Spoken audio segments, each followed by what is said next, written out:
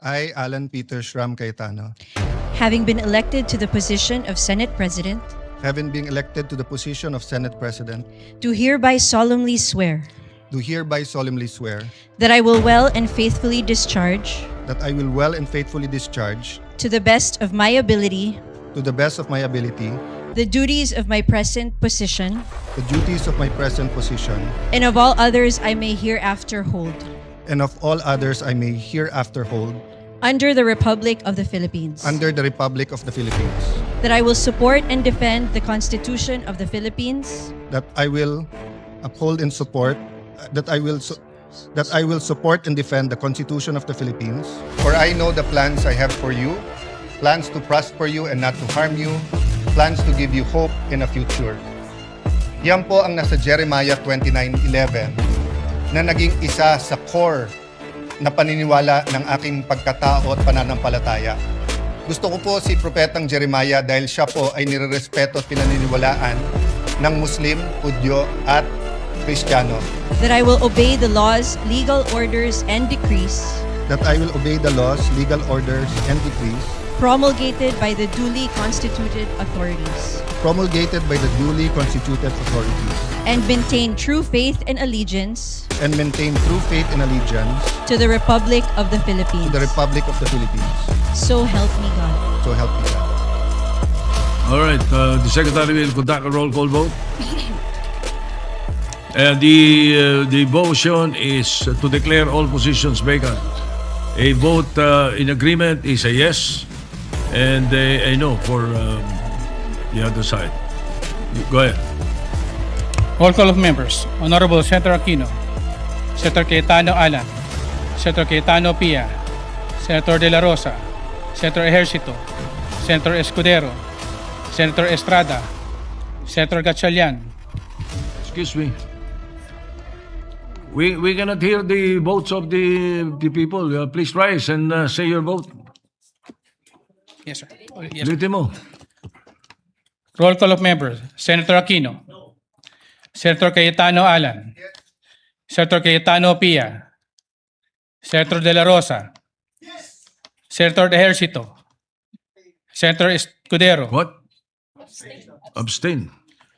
Senator Estrada, Senator Gatchalian, Senator Go, Senator Hontiveros, Senator Lacson, Senator Lapid, Senator Ligarda, Senator Marcoleta, Senator Marcos, Senator Padilla, Senator Pangilinan, Senator Tulfo Erwin, Senator Tulfo Rafi, Senator Villanueva, Senator Villar Camil, Senator Villar Mark, Senator Subiri, Senate President Soto.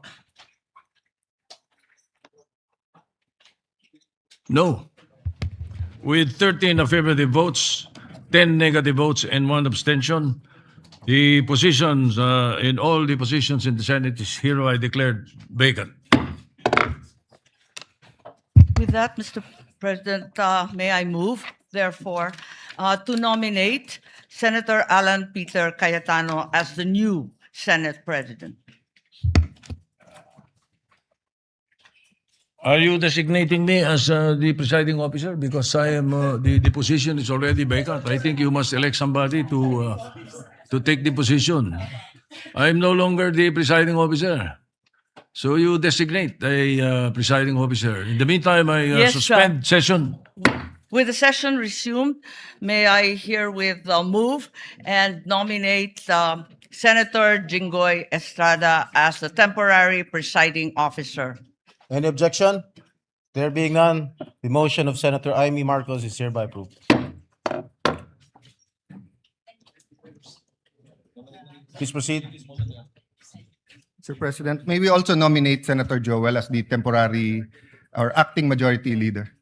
There is a motion by Senator Alan Peter Cayetano that Senator Joel Villanueva be made an acting majority floor leader. Is there any objection? There being none, the motion is approved. Mr. President, there was a nomination by Senator Amy Marcos to elect Senator Alan Peter Cayetano to be our Senate President. And I don't think, Mr. President, that there's no objection, Mr. President. And so I move that we close the period of nomination, Mr. President. Is there an objection? There being none, the period, yes, is that an objection, Senator Pangilinan?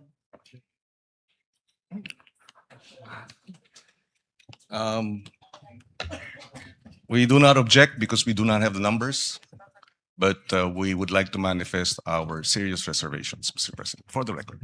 Noted, Senator Pangilinan. There is a pending motion by Senator Villanueva to close the period of nomination. Is there any objection? There being none, motion is hereby approved. Majority Leader. May we ask, Mr. President, the newly elected Senate President to take his oath, Mr. President, and suspend the session. Mr. Session is hereby suspended. Vote. Secretary, please. Roll call of members. Senator Aquino. Senator Cayetano Alan. Senator Cayetano Pia. Senator Soto. Senator Soto. Senator De La Rosa. Senator Escudero. Senator Escudero. Senator Estrada. Cayetano. Senator Cayetano Pia. Senator Gatchalian. Senator Go. Senator Hontiveros. Senator Lacson. Senator Lapid. Senator Legarda. Senator Marcoleta. Senator Marcos. Senator Padilla. Senator Pangilinan. Senator Tulfo Erwin. Senator Tulfo Rafi. Senator Villanueva. Senator Villar Camil. Senator Villar Mark. Senator Subiri. I would like to be an independent member of the Senate. What is your vote, Senator Subiri? Abstention. Senator Soto III. Cayetano. May we get the results, please?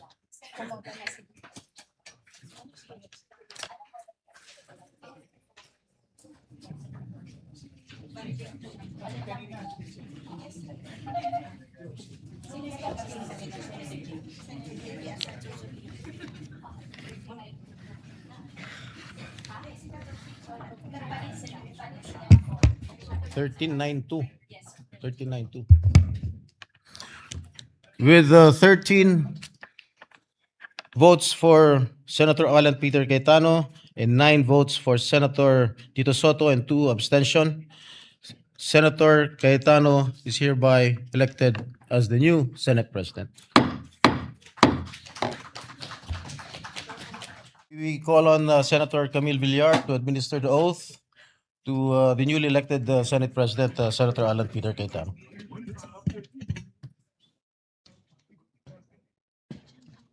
Dito para yung flag daw. Sila ate.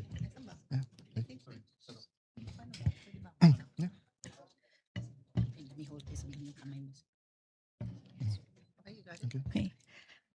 Oath of office. I state your full name. I, Alan Peter Shram Cayetano, Having been elected to the position of Senate President, having been elected to the position of Senate President, do hereby solemnly swear do hereby solemnly swear that I will well and faithfully discharge, that I will well and faithfully discharge, to the best of my ability, to the best of my ability, the duties of my present position, the duties of my present position, and of all others I may hereafter hold, and of all others I may hereafter hold, under the Republic of the Philippines. under the Republic of the Philippines, That I will support and defend the Constitution of the Philippines, that I will uphold and support, that I will support and defend the Constitution of the Philippines, that I will obey the laws, legal orders, and decrees that I will obey the laws, legal orders, and decrees promulgated by the duly constituted authorities. promulgated by the duly constituted authorities, and maintain true faith and allegiance and maintain true faith and allegiance to the Republic of the to Philippines, the Republic of the Philippines, and that I impose this obligation and that I impose this obligation upon myself voluntarily voluntarily without mental reservation or purpose of evasion. without mental reservation or purpose of evasion. So help me God. So help me God.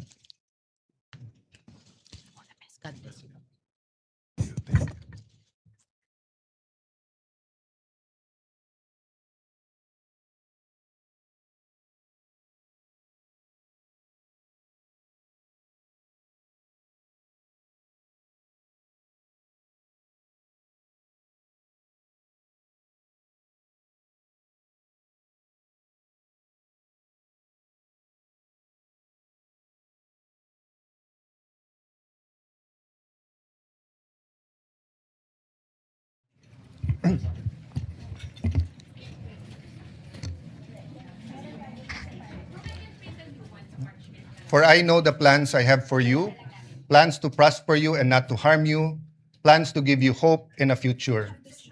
Yan po ang nasa Jeremiah 29:11 na naging isa sa core na paniniwala ng aking pagkatao at pananampalataya.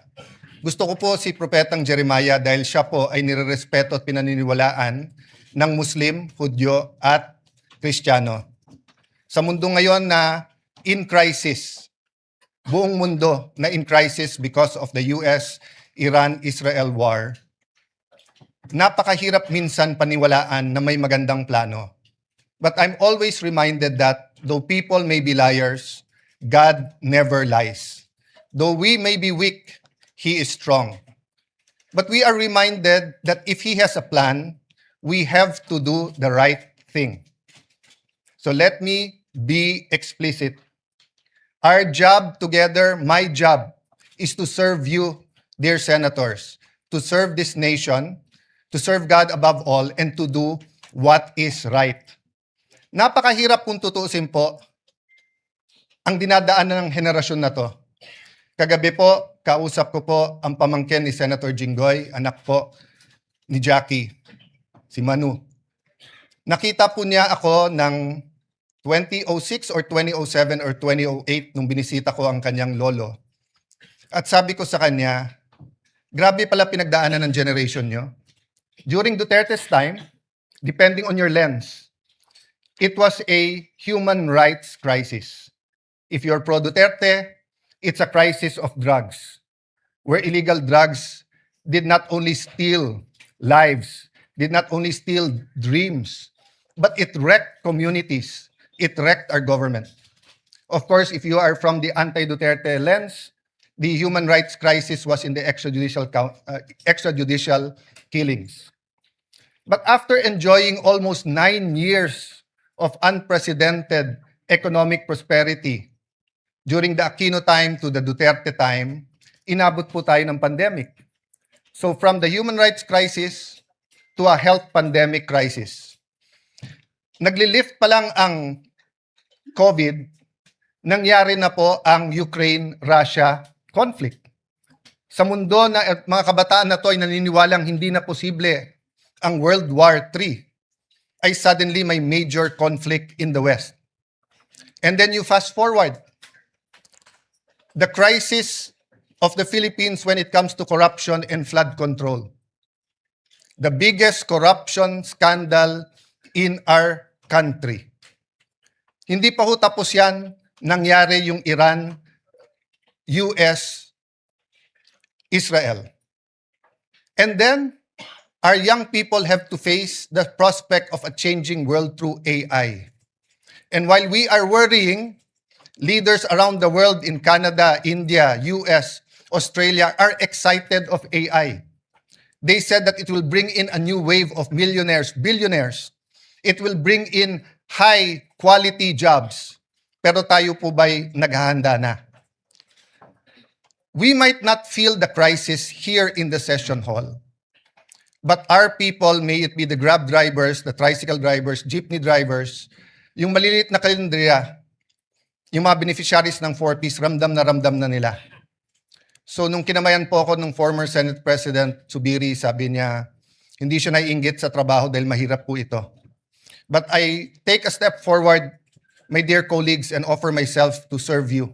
Just as Senate President Soto said, that he is here to serve everyone, not only the majority, not only the minority. I am here to respect the President, the office of the President, the Vice President, the office of the Vice President, the House of Representatives, and each one of you. In every crisis, there are big winners and there are big losers. Unfortunately, it is the poorest of the poor who is always the losers. So I urge all of you, let's unite, let's discuss. Before us might be the impeachment, let it make it very clear. May mga lumabas sa news, and hindi ko kayo sinisisi kung sinasabi niyo sa news na ang pagpalit ng leadership ay tungkol sa impeachment. Hindi po. The impeachment is enshrined in the Constitution. The Bible says, the truth shall set us free. We want to be free from poverty. We want to be free from corruption. We want to be free from a government that is busy fighting its own people or the people fighting each other. Hindi to Facebook, hindi to social media na pwedeng bawat minuto may nagbabanatan. In real life, in the non-digital life, we have to be here for each other. It doesn't mean anything if we say we are devout Muslims or we're devout Catholics or devout evangelicals if we cannot love each other. In the Senate, we might not like each other, but I think we can work each other and we can love each other. So let me make it clear. The impeachment will be much, much more than dismissing a complaint because of political affiliation. And it's also much, much more than convicting someone without evidence. Parehong hindi pwede yun. Kailangan guided tayo by the truth, guided by evidence. But the process is as important as the result.